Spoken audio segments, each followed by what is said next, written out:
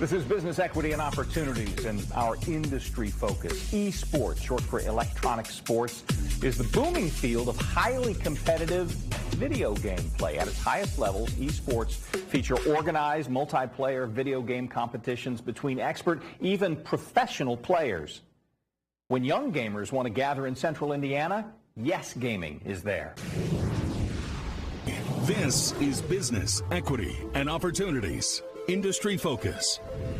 Esports is really about competitive gaming. It's been around for almost 30 years. Started in the early 90s with Nintendo. Nintendo used to be really big in the competition gaming world and did some of the first championships. And so it was very much originally based around the gaming manufacturers. And then as that evolved into the early 2000s, a lot of the players themselves started getting into establishing their own leagues and their own tournaments, and really you saw esports kind of grow from a grassroots groups such as what we have here in Fishers, where the national scene wasn't as connected as it is starting to become today. And now you do have national leagues, you do have now professional groups that are now forming leagues around certain games. But unlike traditional sports, right now esports is very open because there isn't one specific game people play. You think of traditional sports, baseball, basketball, football, you think of that one game. Esports, people try to encompass it as one thing, but it's really a multitude. You've got fighting games, you've got racing games, you've got shooting games. There's a lot of different games that encompass esports, and a lot of people try to say group it all together as one thing, but really what esports is a collective of any type of competitive electronic gaming. Mobile games can be esports, console games are esports, PC games are esports. It's really evolved to now any type of electronic gaming. In the Olympics, they just feature chess as an esport, which as a former chess player and used to play in chess tournaments as a kid and won a few chess tournaments, I never thought of chess as a electronic game or an esport. Several years ago, just before COVID, I was in Las Vegas in 2019.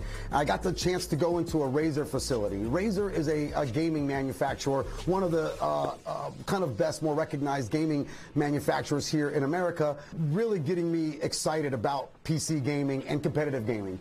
I got home, started thinking about this as a whole, like, wow, what a really awesome facility that was, and why don't we have anything like that around here? I actually started talking to the local coach here.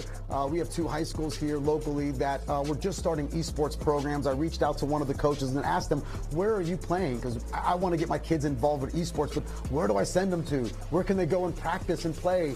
Unlike, you know, baseball or golf, right? There's a golfing range or a batting cage I can send them to. I wanted to know where will my kids go to get good or become part of these teams.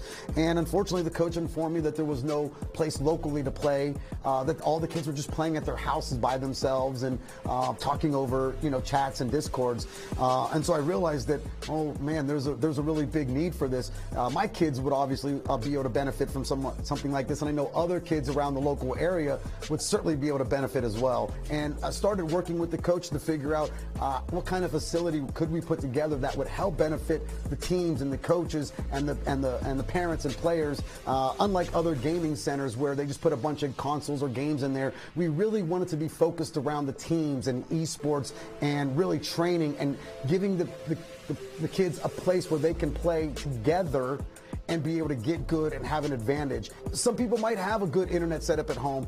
Some people might not. Some people might have a really fast computer. Some people don't. And so when you're all playing at home, you might have one kid that's got all these great things and then somebody else that may not have that same advantage.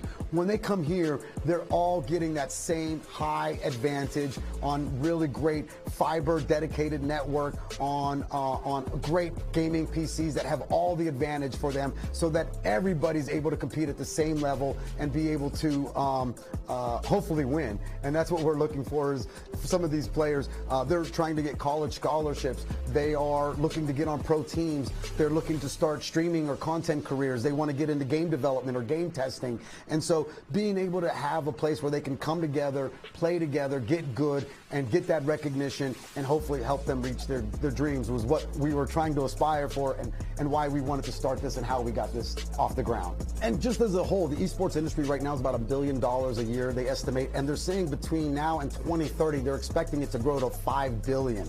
So tremendous growth opportunity over the next 6 to 7 years. So as a whole, esports is just, there's a lot of eyeballs on it. There's a lot of attention. So there's going to be tons of opportunities for both going pro. They're signing young kids, teenagers to $1 million contracts. So there's tremendous opportunities within the gaming industry for both professionals as well as players, as well as people supporting the industry, broadcasting and IT and other things. If you'd like to learn more about Yes Gaming, the link is at BEOshow.com. Quick way there is to use your phone and scan the QR code on your screen. Feel free always to share these segments with friends and business partners through Facebook, Twitter, LinkedIn, email. There are buttons for all and more just below the video on our